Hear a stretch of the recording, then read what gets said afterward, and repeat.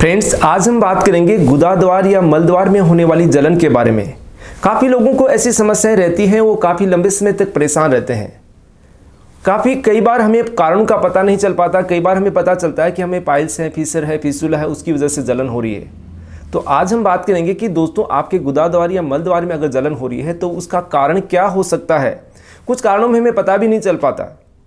अगर पता नहीं चल पाता है तो उसका आप नेचुरल तरीके से कैसे समाधान कर सकते हैं, या कैसे क्या क्या उपाय हैं जिनके माध्यम से अपनी जलन को आप राहत दे सकते हैं, और ऐसी कौन सी दवाइयां हैं जो आपको जलन में राहत दें। और उसमें भी पर्टिकुलरली हम बात करेंगे होम्योपैथी के अंदर कौन कौन सी ऐसी मेडिसिन है जो आपके गुदाद्वार या मलद्वार में होने वाली जलन को राहत दे सके, और उनको किन डोजेज के अंदर, कितनी मात्रा के अंदर आप इस्तेमाल कर सकते हैं। तो इन्हीं तमाम जानकारियों के साथ मैं हूं डॉक्टर रामदेव लमोरिया, एक होम्योपैथी कंसल्टेंट जो कि अपनी प्रैक्टिस 17 ईयर से जोधपुर राजस्थान में कर रहा हूं। दोस्तों, गुदाद्वार के अंदर जलन या मलद्वार के अंदर जलन होने का मुख्य कारण होता है कि वहाँ पर काफ़ी जो नर्व एंडिंग्स होती है उनके अंदर कहीं ना कहीं डैमेज स्टार्ट हो जाता है। तो आपको कंटिन्यू या कुछ समय के लिए जलन महसूस होती है, फिर ठीक हो जाती है, फिर जलन होती है, ऐसी समस्याएं होती हैं। तो चलिए सबसे पहले जानते हैं कि उनके मुख्य मुख्य कारण क्या हो सकते हैं। तो सबसे मेन कारण है दोस्तों, गुदाद्वार या एनल ओपनिंग के अंदर जलन का फीसर का बनना, या दरार या क्रैक्स बनने लग जाते हैं वहाँ पर। तो उस वजह से आपको कंटिन्यू जलन रह सकती है, कुछ घंटों तक जलन रहती है, या पूरे दिन तक भी कई बार जलन बनी रहती है, क्योंकि उस पार्ट के अंदर क्रैक्स पड़ के उन नर्व एंडिंग्स को इफेक्ट करने लग जाती है। उसकी वजह से आपको जलन पैदा होने लग जाती है। दूसरा मुख्य कारण होता है दोस्तों, पाइल्स का डेवलप होना। वहाँ पर पाइल्स फूलने लग जाते हैं, वहाँ सूजन आने लग जाती है। उस सूजन वाले पार्ट के अंदर आपकी स्टूल रगड़ लगाती है पास होने के दौरान, तब आपको उसमें जलन महसूस होने लग जाती है। तीसरा कारण होता है दोस्तों, इन्फ्लामेटरी बाउल डिजीज़, जिसमें ulcerative colitis and Crohn's disease आती है। तो वो भी आपके आंतों के पार्ट को इफेक्ट करती है। उसकी वजह से भी आपको गुदाद्वार या मलद्वार वाले रीजन के अंदर जलन रहने लग जाती है। या जिन लोगों को IBS की समस्या है, इरिटेबल बाउल सिंड्रोम, जिनको बार बार इनइफेक्चुअल अर्जिंग होती है, बार बार लेटरिन जाना पड़ता है और उनका प्रॉपर तरीके से मल क्लियर नहीं हो पाता है, उन लोगों को भी एनल ओपनिंग या मलद्वार के अंदर जलन की समस्या देखी जाती है। ये खास डिजीज़ होती है प्रोक्टाइटिस। प्रोक्टाइटिस के अंदर भी आपको काफ़ी समय तक जलन रह सकती है। या जिन लोगों को प्रेगनेंसी होती है, उनके अंदर भी कई बार उस पार्ट पे प्रेशर पड़ने से वहाँ स्वेल हो जाता है, उसके अंदर जलन बढ़ने लग जाती है। या कुछ कंडीशन के अंदर दोस्तों देखा जाता है कि जो लोग कॉफ़ी का इस्तेमाल ज़्यादा करते हैं या अल्कोहल का ज़्यादा इस्तेमाल करते हैं, उनके अंदर भी ये समस्या होती है। और अब बात करते हैं मुख्य कारण, कॉन्स्टिपेशन।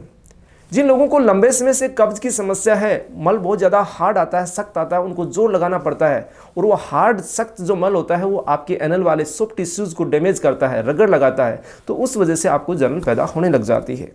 दूसरा मुख्य कारण है दोस्तों, डायरिया।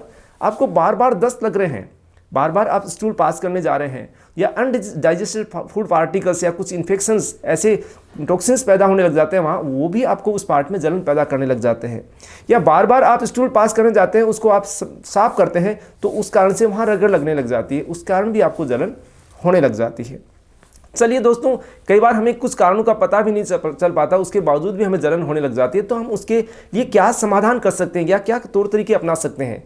तो पहली चीज़ है, अगर आपको गुदाद्वार में कंटिन्यू जलन है तो आप उस पार्ट के ऊपर कोकोनट ऑयल का इस्तेमाल कर सकते हैं, या अच्छी तरीके से साफ करके वहाँ पर कोकोनट ऑयल लगा सकते हैं, तो उससे आपको तुरंत राहत मिलने लग जाएगी।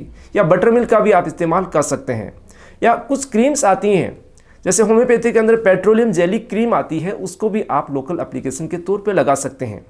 या अगर आपके पास समय है तो आप सिर्फ बात ले सकते हैं। गुनगुने पानी के अंदर कुछ समय के लिए आप अपने आप को रेस्ट करेंगे तो उससे आपको आराम मिल जाएगा। या कंटिन्यू जलन है आपको, तो आप ठंडे कंप्रेसेस का, या जो होती है ठंडी चीज़ का सेक वहाँ करेंगे, या कुछ गर्म चीज़ों का सेक करेंगे, तो उससे भी आपको राहत मिल जाएगी। दोस्तों, अगर आपको कंटिन्यू जलन की समस्या फिर भी बनी हुई है तो आप अपने डाइट के अंदर चेंजेस करें, अच्छे फाइबर वाले डाइट लें, वाटर इनटेक अच्छा करें, स्पाइसी या तली भुनी चीज़ों का इस्तेमाल नहीं करें, फिजिकल एक्टिविटी करें। उससे आपका डाइजेशन सिस्टम इंप्रूव होगा, उससे आपको धीरे धीरे जलन में राहत मिलने लग जाएगी, चाहे वो पाइल्स हो, फीसर हो, अदर प्रॉब्लम्स हो।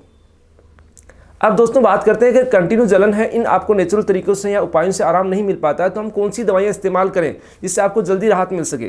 तो सबसे पहली बात करते हैं मेडिसिन की, जो है आर्सेनिक एल्बम।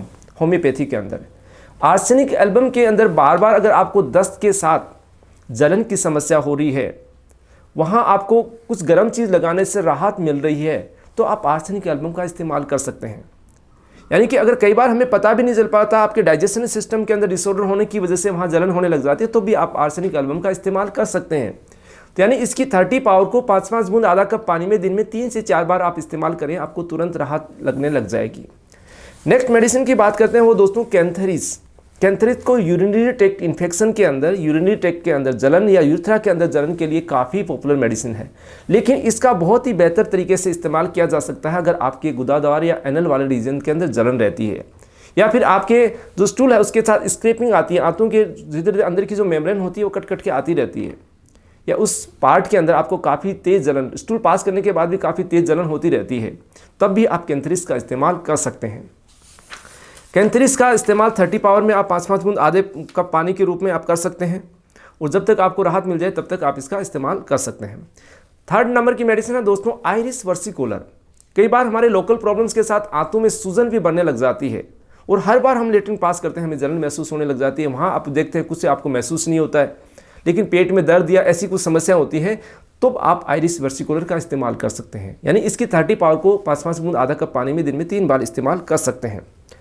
एक मेडिसिन जिसके बारे में चर्चा करेंगे, अगर आपको काफ़ी तेज़ जलन हो रही है, घंटों घंटों तक जलन रह रही है, तब आप इस्तेमाल कर सकते हैं रेटेनिया 30 पावर का। यानी कि आपकी स्टूल अगर हार्ड लग रही हो या सॉफ्ट लग रही हो, उसके बाद भी अगर आपको एनल वाली ओपनिंग के अंदर ऐसे लगता है कि कुछ कांटे जैसे चुभ रहे हो, तेज ऐसी कोई तीखी चीज़ें महसूस हो रही हो, इस कंडीशन के अंदर आप रेटेनिया का इस्तेमाल कर सकते हैं।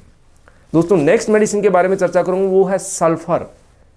किसी भी तरीके की आपको इन दवाइयों से राहत नहीं मिल पा रही है, तब आप सल्फर का इस्तेमाल कर सकते हैं। यानी सल्फर 30 पावर को आप 5-5 बूंद आधा कप पानी में दिन में 3 बार ले सकते हैं।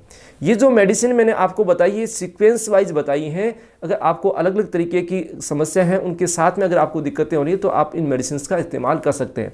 इसके अलावा जलन के लिए बहुत सारी होम्योपैथी के अंदर मेडिसिन आती है। तो अगर आपको कंटिन्यू जलन की समस्या है, राहत नहीं मिल पा रही है, तो आप अपने नज़दीकी डॉक्टर से परामर्श करके ट्रीटमेंट लीजिए, आपको तुरंत राहत मिलने लग जाएगी। अगर आपको हमारे से परामर्श करना है तो दिए गए व्हाट्सएप नंबर के द्वारा अपॉइंटमेंट लेके कंसल्ट कर सकते हैं। दोस्तों अगर ये जानकारी अच्छी लगती तो इनको लाइक करें, शेयर करें, चैनल को सब्सक्राइब करना नहीं भूलें, बेल वाले बटन को ज़रूर दबाएं, जिससे हमारे जो लेटेस्ट वीडियोज़ आते हैं उनका अपडेट सबसे पहले आपको मिल सके। तो चलिए दोस्तों, मिलते हैं नई जानकारी और नई वीडियो के साथ। धन्यवाद दोस्तों।